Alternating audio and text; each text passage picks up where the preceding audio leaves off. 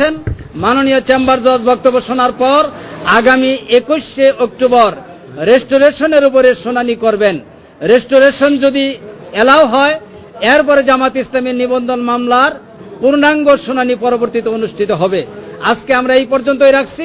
আপনাদের সবাইকে ধন্যবাদ এবং দেশবাসীর কাছে আমরা দোয়া চাই জামাত ইসলামী একটি বৈধ রাজনৈতিক দল হিসেবে তার নিবন্ধন ফিরে পাবে এবং বৈধভাবে বাংলাদেশের রাজনীতি করবে। আমাদের প্রত্যাশা তো রেস্টোরেশন ফার্স্ট আইনের ধারাবাহিকতা আমাদের যেতে হবে।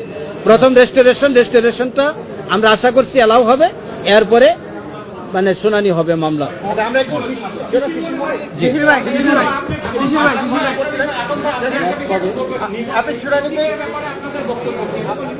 একটা রাজনৈতিক দল নিবন্ধন প্রাপ্ত হয় প্রতীক সহই জামাত ইসলামীর তার নিবন্ধন ফিরে পাবে বলে আমরা আশা করি।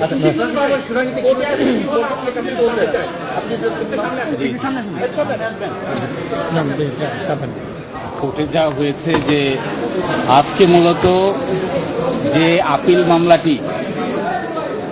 আপিল মামলাটি ডিসপিউট ফর ডিফল্ট হয়েছিল, এইটারই পুনরুজ্জীবনের আবেদন করা হয়েছিল। অনারেবল জাজ ইন চেম্বারে আমরা বলেছি যে সমস্ত কারণে একটি মামলাকে পুনরুজ্জীবন করা যায়, এটা আপিলের ডিভিশনের রুলস 20-তে বর্ণনা করা আছে। এই রুলস 20 অনুযায়ী আমরা দরখাস্ত করেছিলাম, সেই দরখাস্ত শুনানি হয়েছে। সেখানে 21শে অক্টোবর পূর্ণাঙ্গ বেঞ্চে টুয়ার্ড স্টপ অগ্রাধিকারের ভিত্তিতে শুনানি হবে, এই মর্মে আদেশ পাস করেছে। হাইকোর্ট যে গ্রাউন্ডে আমাদের নিবন্ধন বাতিল করেছিল, আপনারা কি গ্রাউন্ডটা সর্বোচ্চ তুলে ধরেন? জি, প্রথম কথা হলো হাইকোর্ট ডিভিশনেই এই ব্যাপারে ডিভাইডেড।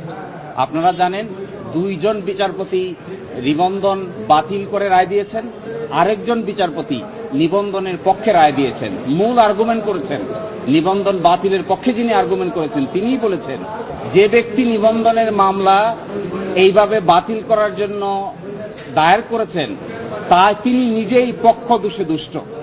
কারণ এই যদি কারণ হয় কোনো রাজনৈতিক দলকে ধর্মভিত্তিতে কিংবা কোনো ধর্মীয় আচার আচরণের ভিত্তিতে পরিচালিত কোনো রাজনৈতিক দল পৃথিবীর কোথাও নিষিদ্ধ করা হয় না।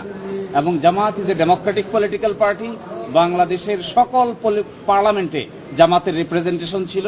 এইভাবে কোনো কাউকে নিবন্ধন থেকে বাতিল দেওয়ার কোনো কারণ থাকতে পারে না। এটি গণপ্রতিনিধিত্ব অধ্যাদেশ 1972-এর পরিপন্থী, বাংলাদেশের সংবিধানের পরিপন্থী, বাংলাদেশের সংবিধানের 38 অনুচ্ছেদের পরিপন্থী। এই জন্য এটি কখনো গ্রহণযোগ্য হতে পারে না। ডেমোক্রেসিতে কোনো পার্টিকে নিষিদ্ধ করা হয় না। ডেমোক্রেসিতে পিপলকে বলা হয় কে ভালো কে খারাপ জনগণই নির্ধারণ করবে, কোনো আদালত কিংবা কোনো বিশেষ ক্ষমতাশীল লোক এটা নির্ধারণ করে না। এটা ডেমোক্রেসির নিয়ম নয়। জি, ধন্যবাদ। আমরা রেস্টোরেশনের জন্য যে ডেটটা নির্ধারণ করা হয়েছে সেই দিন ইনশাল্লাহ আমরা আদালতে এই পিটিশনটা এলাও হওয়ার পর আপনাদের সামনে উপস্থিত হব। আজকে আপনাদের সবাইকে ধন্যবাদ। আসসালামু আলাইকুম। আচ্ছা, থ্যাংক ইউ। আমরা মনে রাখবো আপনাদের পরামর্শ। আপনারা কষ্ট করেছেন। জামাত ইসলামের পক্ষ থেকে আপনাদেরকে আবারও মোবারকবাদ। আসসালামু আলাইকুম। Please, my dear, all friends subscribe my YouTube channel is Limik TV 24.